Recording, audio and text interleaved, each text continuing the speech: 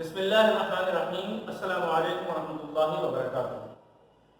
Welcome to online classes Iqra Huffaz boys secondary school.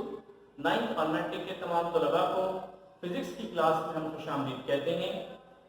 अजीज़ तलबा, आज की क्लास में हम आपको ये बताएंगे कि डिस्टेंस और डिस्प्लेसमेंट में क्या फ़र्क है और इन दोनों टर्म्स को किस तरह से समझा जा सकता है। इसी तरीके से हम ये समझेंगे स्पीड और वेलोसिटी में क्या डिफरेंस है और इन दोनों को किस तरह से हम अंडरस्टैंड कर सकते हैं। अजीज तलबा, इससे पहले हम आपको ये बात बता चुके हैं कि फिजिक्स की बुक में जितनी भी क्वांटिटीज यहाँ पर नजर आएंगी हम पढ़ेंगे वो सारी फिजिकल क्वांटिटीज कहलाती हैं। जैसे टाइम है, फिजिकल क्वांटिटी है, स्पीड है, फिजिकल क्वांटिटी है, डेंसिटी है, एरिया है, वॉल्यूम है, ये सारी की सारी चीजें फिजिक्स में हम बारहा इस्तेमाल करते हैं। तमाम को फिजिकल क्वांटिटीज कहा जाता है और इन तमाम फिजिकल क्वांटिटीज को फिजिक्स में दो पार्ट्स में डिवाइड किया जाता है। तो आप देख रहे हैं कि हमारे पास एक थर्ड नंबर पे रेड मार्कर से हमने यहाँ पर एक चीज और भी लिखी है, वेक्टर एंड स्केलर कॉन्सेप्ट। ये जो वेक्टर और स्केलर कॉन्सेप्ट है ये बेसिकली उन्हीं दो टाइप से मुताल्लिक है जिसका मैंने अभी तस्करा किया। All the physical quantities in physics are divided into two. Number one, those quantities which require a particular direction to express them, and number two, those quantities which do not have any type of direction or any particular direction to express them. So the physical quantities are always be divided into two. एक तो हमारे पास होती है वो जिनकी direction होती है और उनको कहा जाता है वेक्टर क्वांटिटीज। यानी ये वेक्टर क्वांटिटीज वो होंगी जिनकी डायरेक्शन हमें जरूरी है कि हम उसको उसका तस्करा करें। डायरेक्शन इसके लिए वेक्टर के लिए जरूरी होती है जबकि इसमें कोई डायरेक्शन की जरूरत नहीं है। तो याद रखिएगा कि जब भी डायरेक्टेड क्वांटिटीज आपके सामने आएंगी उसके लिए उसके सिंबल पर हम एक एरो हेड लगाएंगे इस तरह, जबकि स्केलर के लिए हम ये एरो हेड नहीं लगाएंगे। क्लियर हो गया? तो इसको डिटेल से तो हम पढ़ेंगे चैप्टर नंबर 5 में। चैप्टर नंबर 5 हमारा पूरा का पूरा वेक्टर और स्केलर क्वांटिटीज पर ही है, लेकिन इस वक्त हम आपको यहाँ पर जो भी चार क्वांटिटीज आपको बताने जा रहे हैं इसमें दो क्वांटिटीज स्केलर होंगी और दो क्वांटिटीज वेक्टर होंगी। यानी इसका मतलब है कि there are two quantities which may be taken as the directed quantities or you can say the vector quantities, and the two other quantities are the scalar quantities which do not require any type of particular direction. तो हम अपनी बात जो शुरू करते हैं, सबसे पहले हम इस बात से देखते हैं कि डिस्टेंस क्या होता है और डिस्प्लेसमेंट क्या होता है। अजीज तलबा, इससे पहले वाली क्लास में हमने आपको ये बात बताई थी कि डिस्टेंस और डिस्प्लेसमेंट क्या होते हैं। इसी बात को हम रिपीट कर रहे हैं।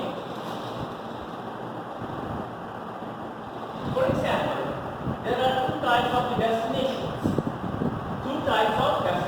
This is the initial point A and this is the final point B. And a body, किसी भी ऑब्जेक्ट को हम बॉडी भी कहते हैं। A body moves from point A to point B, and there is a path to travel to achieve the destination B. यहाँ से एक गाड़ी, एक बॉडी, एक ऑब्जेक्ट कोई भी आप समझ लीजिए पॉइंट A से मूव करना शुरू करता है और मूव करते करते कहीं भी किसी पाथ से मूव करते हुए पॉइंट B तक पहुँचता है। तो आप ये देख सकते हैं कि इसकी डायरेक्शन जब ये इसने अपनी ट्रैवलिंग शुरू की तो ये थी, उसके बाद जब ये यहाँ पहुंची तो इसकी डायरेक्शन ये हो गई। जब ये इस पॉइंट पे पहुंची, मैं इस पॉइंट की बात कर रहा था, जब ये इस पॉइंट पे पहुंची तो इसकी डायरेक्शन ये बन गई। जब ये इस पॉइंट पे पहुंची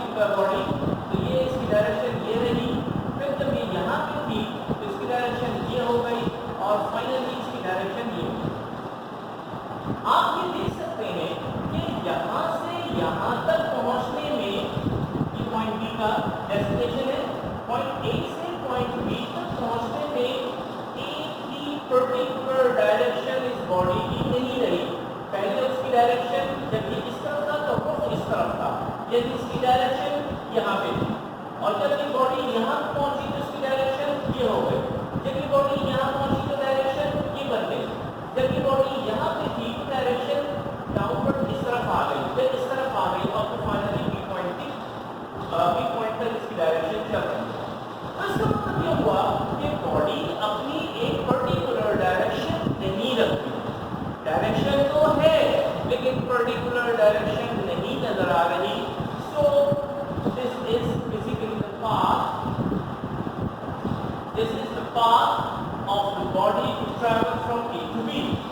अच्छा, इसी तरीके से इसके बाद ऑप्शन भी बहुत थे। वो बॉडी हो सकता है वो यहाँ से चली जाए, ऐसे कभी उसकी डायरेक्शन आप देख सकते हैं, इसकी डायरेक्शन ये है, फिर यहाँ से डायरेक्शन ये चली, फिर डायरेक्शन ये हो गई, फिर डायरेक्शन ये हो गई, और इसी तरह ये हो गई, फिर उसके बाद ये हो गई।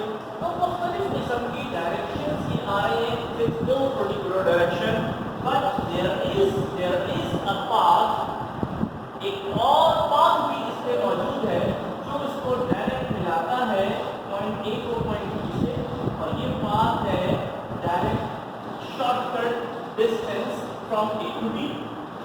अब आप देखें जब बॉडी यहाँ पे थी डायरेक्शन ये थी, जब बॉडी यहाँ पर है डायरेक्शन फिर वही है, अब ये बॉडी यहाँ पर है, अब की डायरेक्शन वही है, ये डायरेक्शन, ये बॉडी यहाँ पर है, डायरेक्शन यहाँ पर है। तो यहाँ से इस एक वाहिद एक ही पाथ ऐसा मिलता है जिसमें डायरेक्शन चेंज नहीं हो रही, जबकि इन तमाम में इन दोनों पाथ में डायरेक्शन चेंज हो रही है, लेकिन ये पाथ जो है हमारे पास शॉर्टकट डिस्टेंस कहलाता है।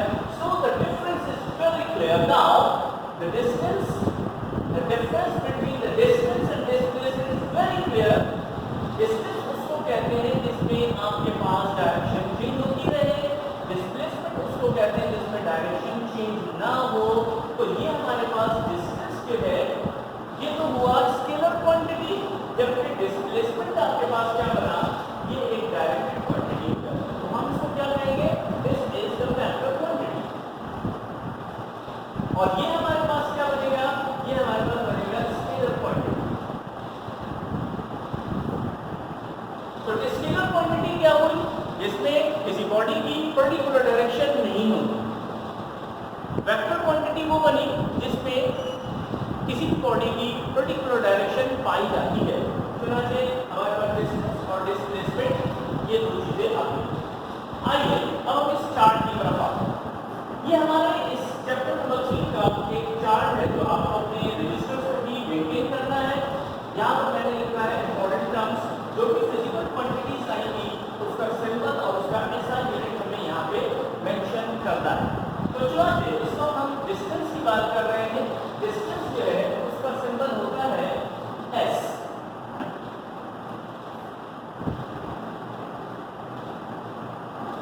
इसका सिंबल होता है एस और इसका ऐसा यूनिट होता है मीटर। मैं फुल नेम इसका नहीं लिख रहा, मुझे पता है कि एम मीटर को रिप्रेजेंट करता है। तो इसका मतलब ये हुआ कि डिस्टेंस हमारे पास सिंबलाइज होता है कैपिटल एस से, और ऐसा यूनिट इसका होता है एम। चलिए इसको यहाँ लिख देते हैं मीटर। ओके, इसी तरीके से जो डिस्प्लेसमेंट है ये हमारे पास, मैंने इसको देखे रेड मार्क से इसको हाईलाइट किया हुआ है, इसलिए भी ये वेक्टर क्वांटिटी है। इसको जब हम यहाँ एस से नोट करेंगे तो जैसे मैंने पहले बताया इसको मैंने एरो हेड लगाया, एरो हेड लगे, और इसका भी ऐसा यूनिट है वो भी एम ही होता है। इसलिए ये दोनों के दोनों डिस्टेंसेस ही हैं। ये डायरेक्टेड डिस्टेंस है और ये वो डिस्टेंस है जिसमें कोई डायरेक्शन की जरूरत नहीं है।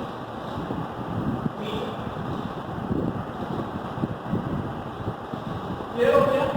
आइए अब बात करते हैं स्पीड और वेलोसिटी। ये बात सब क्लियर हो गई।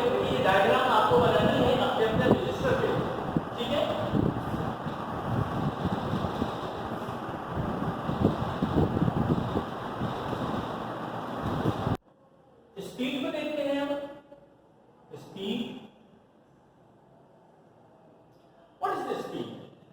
definition of speed is time, rate of change of distance is called speed। यानी किसी बॉडी की स्पीड अगर डिफाइन करनी हो तो हम किस तरह से डिफाइन करेंगे? The time rate of change of distance is called speed of the body and it is denoted bye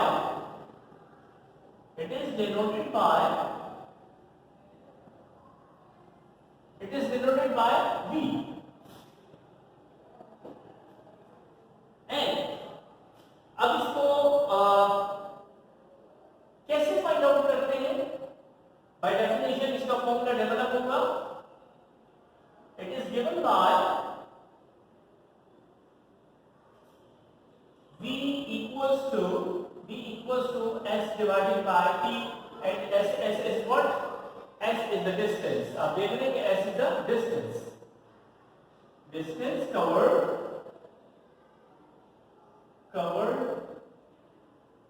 divided by t for the time। तो ये हमारे पास क्या चीज आ गई? ये डेफिनेशन आ गई। Number 1 distance it is denoted by v। Second point आ गया इसका, तो इसको किससे डिनोट करते हैं? फिर इसके बाद इसका फॉर्मूला आ गया। और ये भी हमने आपको ये बात बताई कि स्पीड का ताल्लुक चूंकि डिस्टेंस से है, इसलिए स्पीड भी हमारे पास एक स्केलर क्वांटिटी है। स्पीड एक स्केलर क्वांटिटी है, इसलिए इस स्पीड में कोई डायरेक्शन हमें जरूरत नहीं होती है। हम ये डिफाइन करते हैं कि इस गाड़ी की या इस कार की स्पीड जो है वो 30 मीटर पर सेकंड है, या ये इस ट्रक की स्पीड जो है वो 60 किलोमीटर पर आवर है। तो हम जब इस चीज को डिफाइन कर रहे होते हैं तो there is no need to define the direction of the body.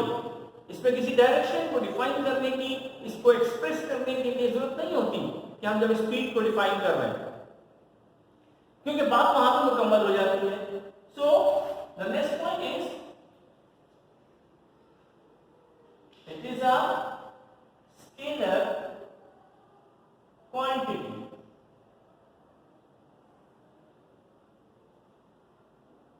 It is a scalar quantity. अब आखिरी बात एक और है इस स्पीड के हवाले से, और वो इसका जो SI यूनिट है वो है। इसका SI यूनिट क्या होता है? मैंने जब मैं आपको बता रहा था फंडामेंटल यूनिट से ड्राइव यूनिट्स कैसे बनते हैं, तो मैंने आपको एक बात ये बताई थी कि ड्राइव यूनिट्स हमेशा फॉर्मूले से बनते हैं, जो फॉर्मूला डेवलप होता है उससे बनते हैं। आप ये देख रहे हैं कि यहाँ पर आ रहा है डिस्टेंस और यहाँ पर आ रहा है time. Distance is measured in metre and the time is measured in second. ये टाइम है, इसका जो SI यूनिट है वो है हमारे पास s फॉर द सेकंड। ठीक है, तो इसका मतलब ये हुआ कि अब हम इसका जब SI यूनिट लिखेंगे, its SI unit is meter per second।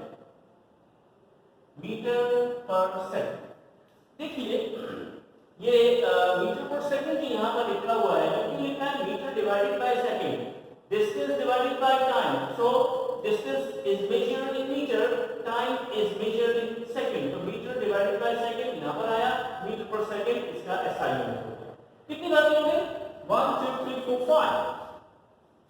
ये हमारे पास डेफिनेशन, ये इसका सिंबल, ये इसका फॉर्मूला, ये इसका स्केलर क्वांटिटी या वेक्टर क्वांटिटी जो भी होती है उसका स्टेटस, और ये हमारे पास उसका SI यूनिट। तो 5 पॉइंट्स किसी भी चीज को, किसी भी फिजिकल क्वांटिटी को डिफाइन करने के लिए हमारे पास ये 5 पॉइंट्स होंगे। कहीं इसमें कमी भी हो सकती है, जैसे फॉर एग्जाम्पल कहीं फॉर्मूला नहीं भी हो सकता, कई बार मुमकिन है कि उसका SI यूनिट ही ना हो, ऐसी भी क्वांटिटी है। तो हमारे पास बुनियादी तौर पे 5 पॉइंट्स होंगे जिनको हम यहाँ पे लिखेंगे। अच्छा, बेहतर तो ये होगा कि हम इसको थोड़ा सा फॉर एग्जाम्पल हमने बुलेट्स लगा दिए,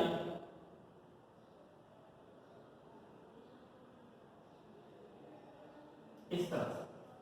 और यही हाल अब हम वेलोसिटी की जब डेफिनेशन यहां पर लिखेंगे और उसको पूरा का पूरा एक नोट बनाएंगे तो उसमें भी हमें इसी तरह से ही काम करना है।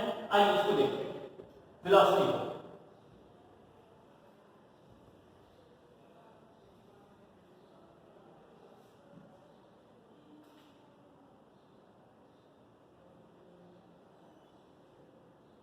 वेलोसिटी इसकी जो डेफिनेशन है वो क्या है? Time rate of change of distance था। अब इसका इस वेलोसिटी का ताल्लुक डिस्टेंस से नहीं होगा बल्कि डिस्प्लेसमेंट से होगा। Time rate of change of displacement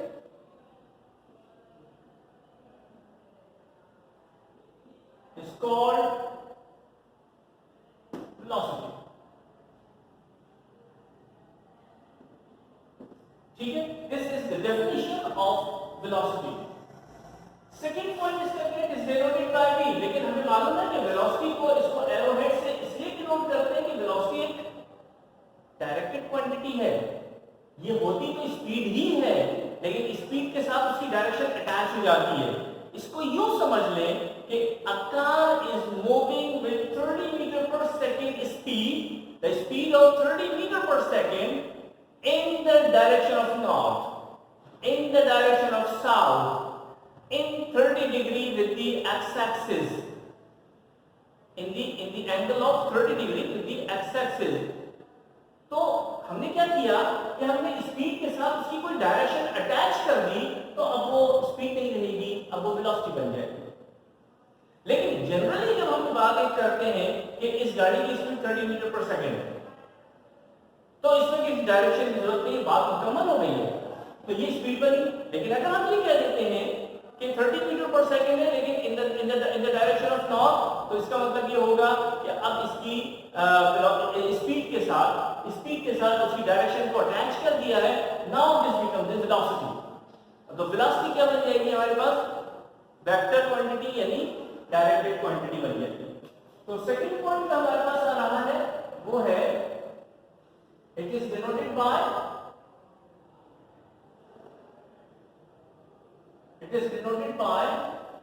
ये तो v था लेकिन इसमें क्या आ जाएगा?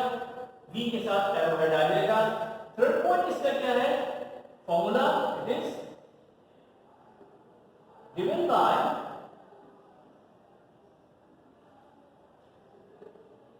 यहां पे वेलोसिटी का सिंबल, यहां पे डिस्टेंस का सिंबल आएगा, यहां पे डिस्प्लेसमेंट का सिंबल आएगा। इसलिए कि इसकी डेफिनेशन में डिस्टेंस नहीं है बल्कि डिस्प्लेसमेंट है। सो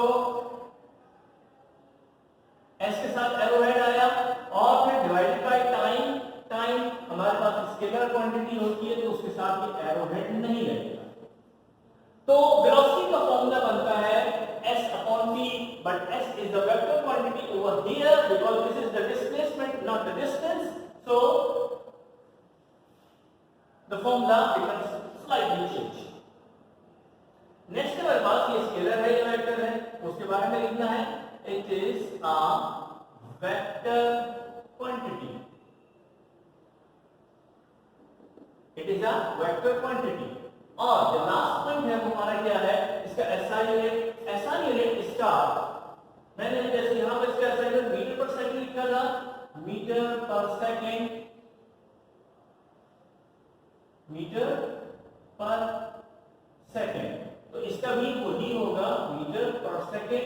क्योंकि देखिए चाहे स्केलर क्वांटिटी हो या वेक्टर क्वांटिटी हो लेकिन अगर दोनों की क्वांटिटीज जो है वो उसमें सिमिलरिटी है तो उसका यूनिट चेंज नहीं होता, मीटर पर सेकंड। सुना से इसका एसआई यूनिट क्या हो जाएगा? इट्स एसआई यूनिट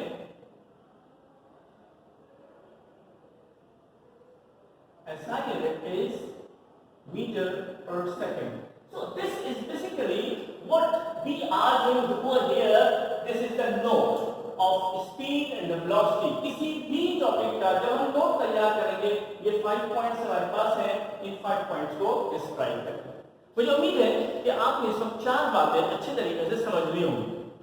एक तो ये कि डिस्टेंस समझा और डिस्प्लेसमेंट समझा, फिर आपने स्पीड समझा और वेलोसिटी समझा, 4 बुनियादी बातें क्लियर हो गई। इसके अलावा 2 बातें आपने और समझी होंगी। एक ये कि डिस्टेंस और डिस्प्लेसमेंट में क्या डिफरेंस होता है, दूसरी बात ये कि आपने ये समझा होगा कि स्पीड और वेलोसिटी में क्या डिफरेंस होता है। अगली बात आपने ये समझी होगी यकीनन कि किसी भी नोट को तैयार करने के लिए आपको किन पैटर्न्स पे, किस पैटर्न पे चलना है। जब हम नोट तैयार करेंगे ये 5 पॉइंट्स आप यहाँ पर लिखेंगे। अलबत्ता ये देखिए, ये तो हमने यहाँ पे एक टेबल बनाया है, ये बिल्कुल एज इट इज आप भी बनाएंगे और इस टेबल में यहाँ पे एक जो अभी बात रह गई है एक्सेलरेशन की, इसको अभी फिल करना बाकी है। इसलिए इस चैप्टर में यही बातें हैं, डिस्टेंस है, डिस्प्लेसमेंट है, स्पीड, वेलोसिटी, टाइम और एक्सेलरेशन। अभी जब एक्सेलरेशन का टॉपिक हम पढ़ेंगे तो फिर उसमें इसको शामिल कर देंगे।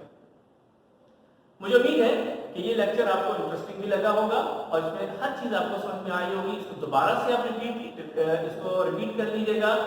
अगली वीडियो लेक्चर तक के लिए इजाजत। अस्सलाम वालेकुम व रहमतुल्लाहि व बरकातहू।